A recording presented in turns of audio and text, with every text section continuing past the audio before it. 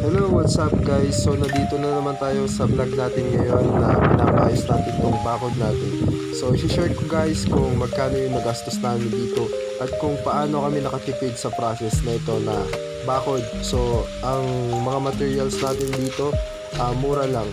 Tapos kahit mura, syempre kailangan maging wise pa rin tayo. Dapat nandun pa rin yung tibay. Tapos yung hindi pa rin mapasok, safe pa rin ito kahit papano. So guys, i-share ko lang ito. Bali ang project natin ngayon is pagbabakod. So bali ang hollow block na ginamit namin dito is yung size 5. So kailangan kapag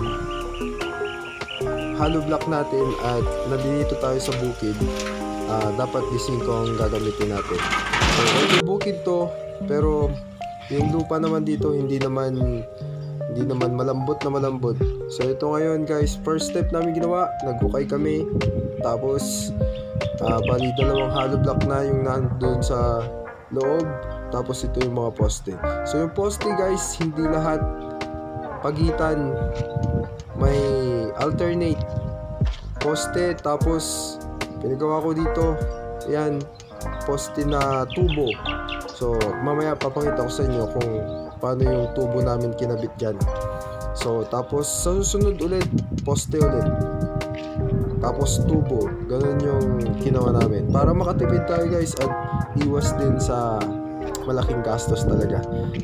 Syempre project natin kailangan konting tipid para matapos. So yun ipupush natin to. So ayan, so bali 5 yung ginamit natin dito para matibay. Yun nga. At ito yung alternate na tubo. Ito guys. So kalahati nun alternate na tubo. Tapos dyan poste, tapos na poste, tapos tubo ulit dun susunod. So ito guys, ayan yung sinasabi ko. So bali 4 feet yung sukat nyan mula dyan sa hollow block hanggang dun sa taas. Dahil dun, yung cyclone wire na gagamitin natin is 4 feet lang. So yung 4 feet na yun is nagkakahalaga ng 700 plus 780 ata, mga ganun. So ngayon guys, itong project natin to, sa mga nagpapagawa ng bakod, itong posting ito guys, sabi ko sa inyo, itong posting ito galing sa scrap yan. Yan. Tapos pininturahan ko yan ng epoxy primer. Kaya nga maging wise tayo na nandun yung tipid. At ito naman yung sinimentong poste. Alternate yung ginawa ko. Ito posting tawag dito. Yung galing sa scrap. Tapos pininturahan ko ng epoxy primer. So ganyan tayo katipid para matapos itong project natin to. So guys, mga materials natin, syempre kahit paano dapat matibay din. Doon sa sa scrap, maraming makakapal na size na tubo. Hindi basta-basta piliin nyo lang. Kasi namili ako. Ang daming mas matibay, schedule 40, schedule 20, marami kang mahanap dun. Pero mas matibay pa yung mga nandoon sa kaysa yung mga bagong material ngayon. So nasa standard pa yung mga nandoon sa scrap. So ayan, bali yung cyclone wire na to guys, dalawang ito. So isang bundle na to, bali dalawa yung na-accommodate niya ang poste mula semento hanggang So bali tube sa isang parang isang pinolik na plywood sa isang ganito. So nakatipid kami kasi syempre cyclone wire yung ginamit natin, hindi yung bakal. Mahal kasi yung bakal. So mangangamote ka talaga pag kulang yung pera natin. Kailangan natin pagsaktuin para matapos ng project natin. So binat naman tong itong cyclone wire na ginamit namin. Tignan mo. At nakasuksok talaga siya dun sa taas. Yan o. Kasuksok siya sa taas. At the same time, naka-welding din yan dun sa pinakababa, dyan sa sinimentong hollow block na yan. So ayan, ikita mo may tusok-tusok pa rin, safety pa rin, kahit paano mahirap pa rin tumawid doon dyan mga magnanakaw kung mayroong mangkawatan sa lugar natin.